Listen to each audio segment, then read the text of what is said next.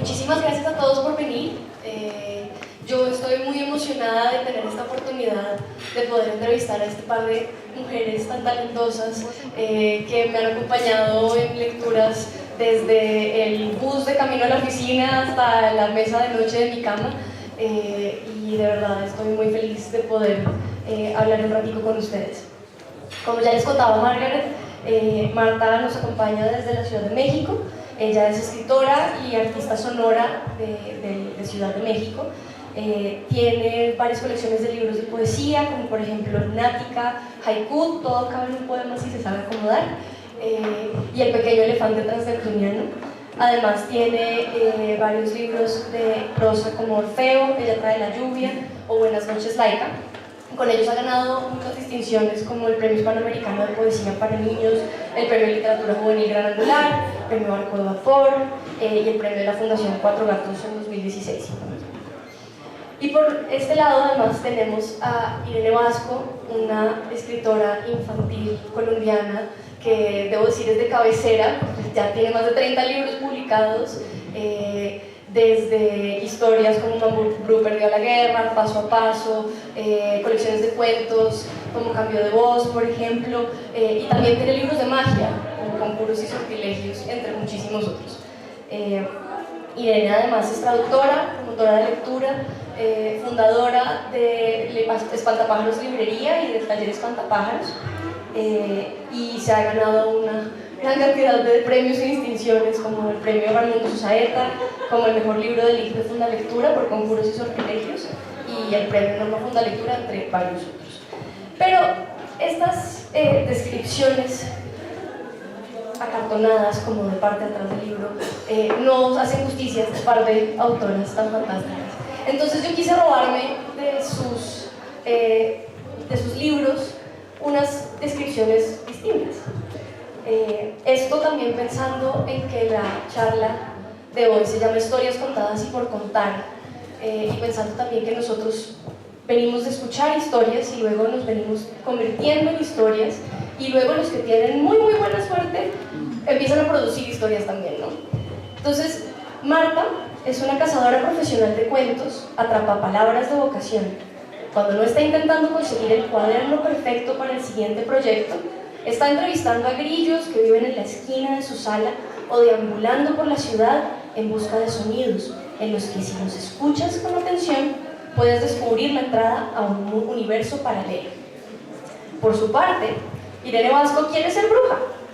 Por eso, desde hace tiempo experimenta cuanto hechizo le cae en las manos. A sus hijos, Rafael, Santiago y María del Sol, ha tratado de convertirlos en murciélagos y ranas. Hace rato ya, ¿cierto? A sus perros, ya casi lo logra, pues. A sus perros, Chucho y Cotufa, ha intentado volverlos invisibles. Ya. ¿Ese sí lo lograste? Sin embargo, como ningún hechizo le resulta bien, últimamente se dedica a escribir cuentos para niños mientras le llega una varita mágica electrónica que encargó al Japón. Estas descripciones las hago de manera de introducción porque creo firmemente que estas historias que contamos, que nos cuentan los padres y que en las que luego nos convertimos, sirven mucho para los escritores a la hora de inspirarse. Yo quisiera empezar preguntándoles a ustedes sobre esas historias contadas, esas historias que les contaron cuando eran pequeñas y que poco a poco las fueron llevando al mundo de la literatura infantil.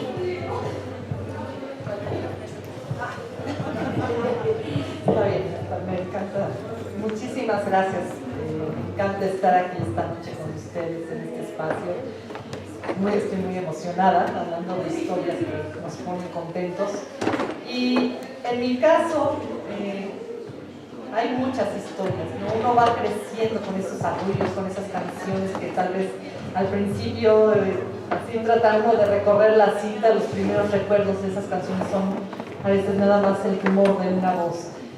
Yo alguien que tengo muy presente y que se volvió así como una influencia muy importante es mi abuela materna. Ella era de Costa Rica, migró a México después de que se casaron, por ahí del 43.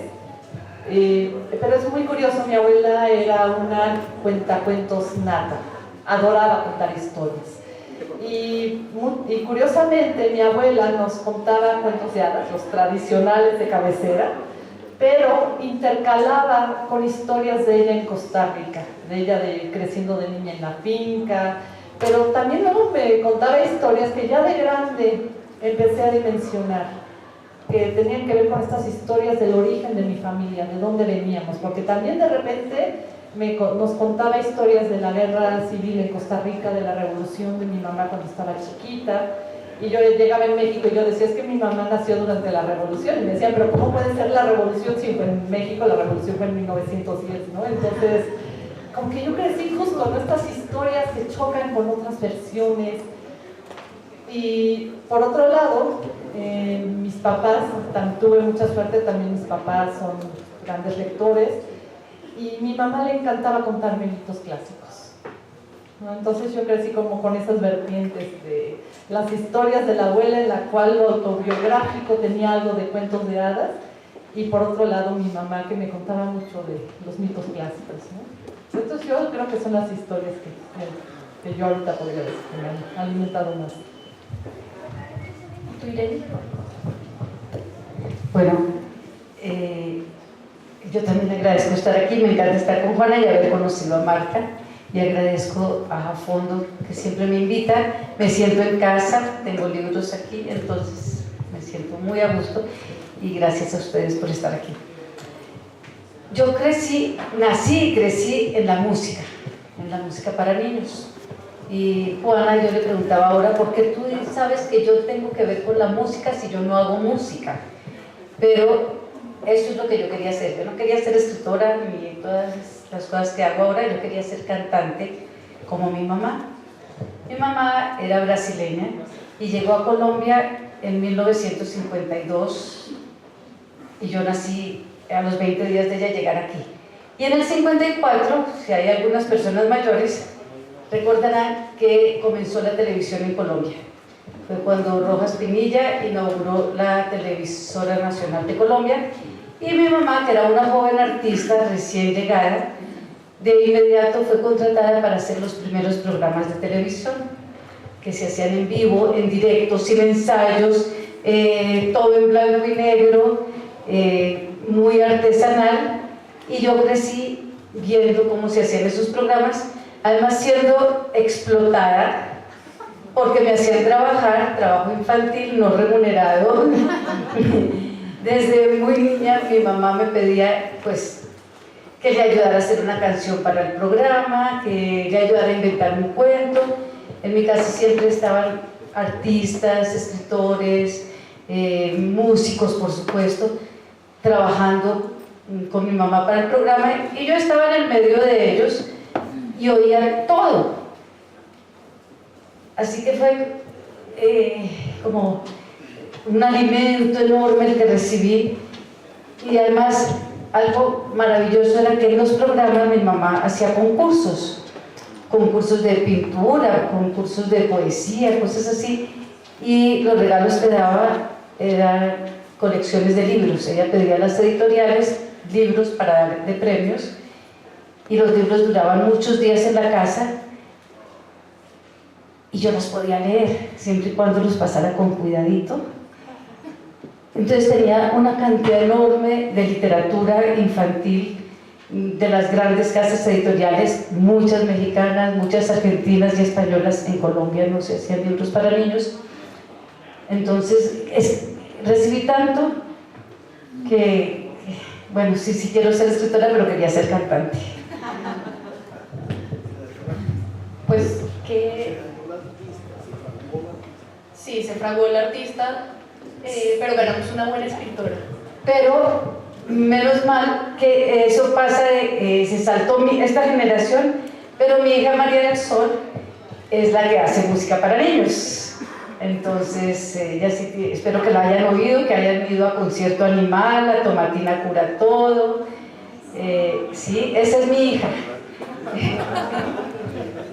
El talento musical se saltó una generación. Me saltó a mí, pero bueno, le llegó a María del Sol. ¿Por qué no cantas una canción? Me gustaba porque es cantante, aquí no se despeja los cantantes, no sé. Una canción. Porque justamente yo no fui la cantante, fueron mi mamá y mi hija. No puedo poner una nota en su lugar, sé cuándo desafinan los demás.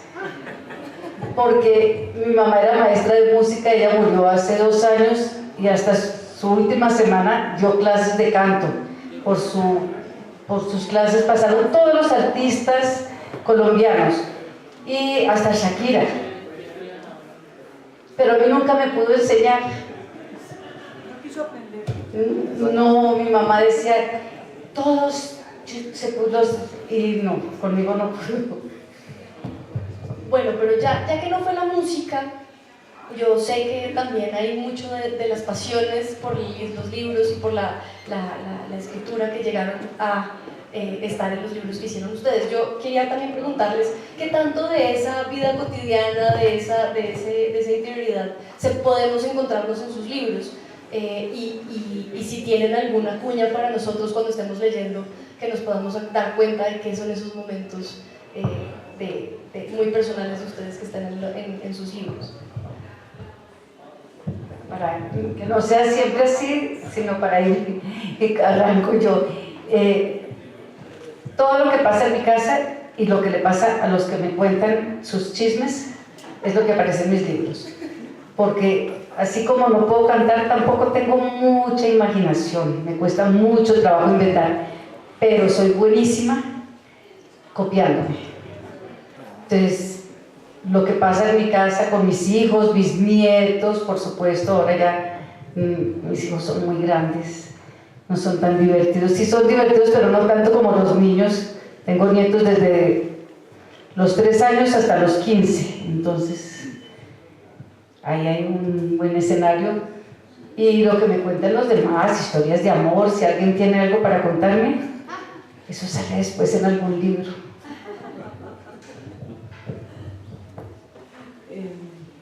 Pues sí, yo creo que uno es una esponja, ¿no? Y todo son, las historias suceden, yo creo, todo el tiempo y en todos lugares. Y a veces anda uno ahí captando todo, ¿no? Yo creo que es una de las cosas de las cuales yo también me alimento y que hay que reconocerlo, ¿no?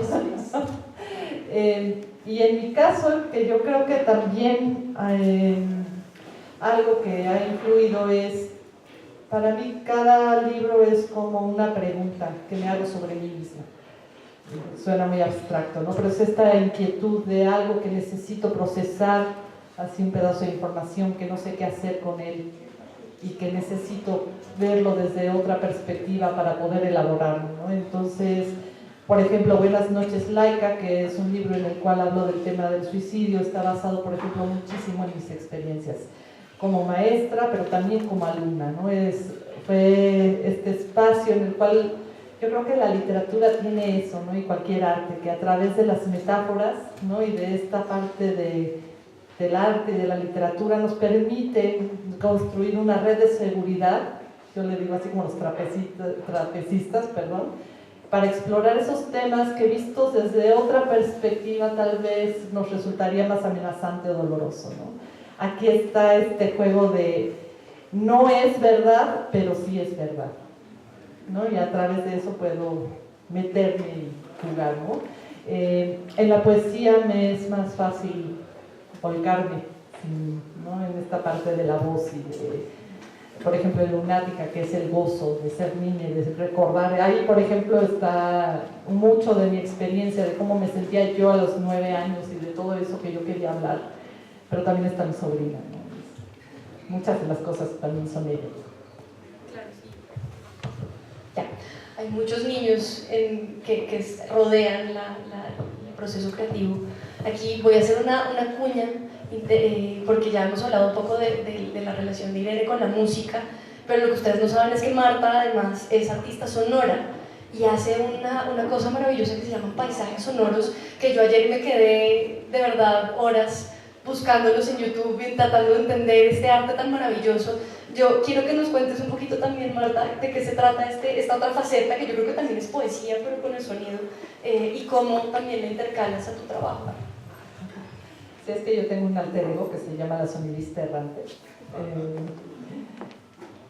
Curioso es que yo estudié, bueno, primero estudié psicología, luego estudié una maestría en artes visuales, mi tesis en la maestría fue de video, y el video me llevó al audio. Como ven, di un rodeo gigantesco. Al fin de cuentas fue darme precisamente elaborar y procesar que lo que uno hace es contar historias a través de diferentes medios, tanto en psicología, que tiene que ver con los relatos que construimos de nosotros mismos y cómo contrastamos con los relatos que nos imponen a veces, ¿no? En el paisaje sonoro precisamente me ayudó a veces como a explorar estas partes no verbales, ¿no? De uno mismo, del entorno. El paisaje sonoro es un concepto que viene de los 60s, lo acuñó también un artista sonoro, un compositor que se apellida Schaffer, y que es todo un movimiento, es muy interesante porque es interdisciplinario, ¿no? Desde músicos, antropólogos, etnógrafos, una que otra autora perdida, llegan, y es al fin de cuentas un movimiento que se basa en cobrar conciencia de lo que escuchamos, la escucha activa. Entonces es estar aquí, cómo suena una librería, o cómo suena la ciudad, y darse cuenta que es rescatar estos sonidos que le platicaba un poquito a Irene, tanto, ¿no? Del entorno natural como del entorno cultural, que a veces pueden estar en peligro de extinción. Las lenguas, que a veces quedan en los registros escritos, pero que ya no hay, ¿no? Quien los hable, ¿no? Que sea su lengua materna, y que se van perdiendo esos sonidos de expresiones culturales, ¿no? De la música, de un montón de cosas. Es un universo gigantesco. Entonces a mí lo que me gusta es que es como una contraparte, es algo mucho a caminar en la ciudad, ¿no? De también cobrar conciencia de esos sonidos, que ya estamos tan inmersos en estas atmósferas sonoras que a veces no nos damos cuenta, ¿no? De que estamos con la maquinaria porque ya llega un momento que ya lo bloqueamos, ¿no? Entonces es salir y grabar los pregones, ir a los mercados, contrastar, ¿no? Si cuando voy a algún país diferente, por ejemplo ahora en Colombia quiero luego ir a los mercados y grabar y escuchar, ¿no? Entonces es básicamente lo que hago en los paisajes sonoros, y yo creo que al fin de cuentas me ha llevado la parte que me ha ayudado con la literatura es precisamente a recuperar esta parte del lenguaje que está anclada al cuerpo, y recordar que somos cajas de resonancia, ¿no? Y todos estos matices y sonoridades que están, las palabras, yo cada vez creo más así en forma de que son como un iceberg, ¿no? De que tienen diferentes matices, y que cuando uno las pronuncia puede jugar con ellas e ir revelando diferentes cosas, ¿no? Es un tema gigantesco. Luego puedo quedarme horas, pero... Es gigantesco y muy interesante, de verdad. Les recomiendo que busquen ejemplos de paisajes sonoros y se den el gusto de cerrar los ojos y oír la atmósfera que se crea con la creatividad de una persona que se dedica a esto. Entonces, esto de verdad me intrigó muchísimo. Pero volviendo a la parte de la escritura, que en realidad todo llega y todo se va a la escritura, quería hablar un poco del lector, de sus lectores. Tengo la sensación de que acá también hay gente que trabaja con niños y que está interesado en saber cómo es para ustedes ese proceso cuando están escribiendo. ¿Quién es ese niño? ¿Escriben para un niño en especial? ¿Hay algún lector que ustedes tengan en mente, o quién es esa persona para la que escriben?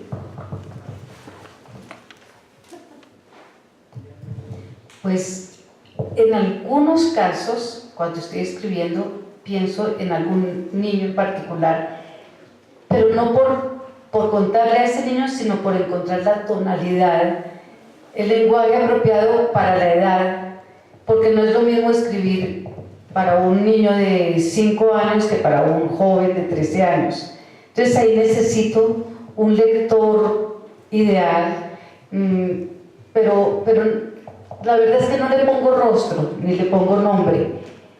Pienso en un joven cualquiera de una biblioteca que fuera a leer mi libro y que logre esto, que se conecte con lo que yo estoy escribiendo. Pero no sé, eso me enreda un poco contarte eso, porque también me estoy contando a mí misma, me estoy escribiendo a mí misma y pensando en si me gusta la historia que estoy contando. Y por supuesto, la mitad de las veces no me gusta y tengo que recomenzar. Es un trabajo muy, muy lento el mío. Yo no podría hacer más de un libro al año y a veces no puedo hacer un libro al año. Y los libros para niños son muy corticos.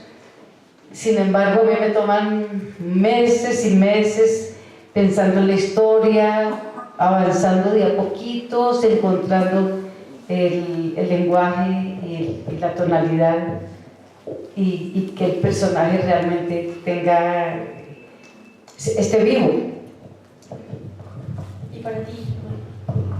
Yo creo que es un poco parecido, Irene. No sé si te da la sensación que a veces cuando uno está escribiendo, y que yo sé que también pasa en la lectura, se conjuntan los tiempos. Está uno como en pasado, presente y futuro, y estás pensando muchas cosas a la vez, ¿no? Estás pensando en que estás contando esa historia a uno mismo, que es como el primer lector, pero también a mí también me pasa esa cuestión de que más como, también es muy parecido, ¿no? De más que pensar en alguien específico, es como este trabajo de cómo voy a contar la historia, ¿no? Por lo mismo que decía Irene, yo creo que en la literatura infantil, y bueno, también en juvenil, uno puede hablar de muchas cosas, pero lo que es difícil es el cómo. Entonces, si yo decido, por ejemplo, hablar con niños de primaria de 9 años sobre la muerte, no lo voy a hacer igual a que si lo escribiera para un chico que ya está en secundaria o preparatoria. Entonces, yo como trabajo es un poco como un ejercicio igual también de adentro y afuera, observar, escuchar mucho. Si por ejemplo estoy escribiendo para alguien de 9 años, escucharlos, ¿no? Cómo hablan, recordar cómo ven el mundo. Y está esta otra parte de hacer el ejercicio de uno mismo, de la memoria, de cómo me sentía yo a los 9 años o a los 10, ¿no? Y tratar de recordar eso.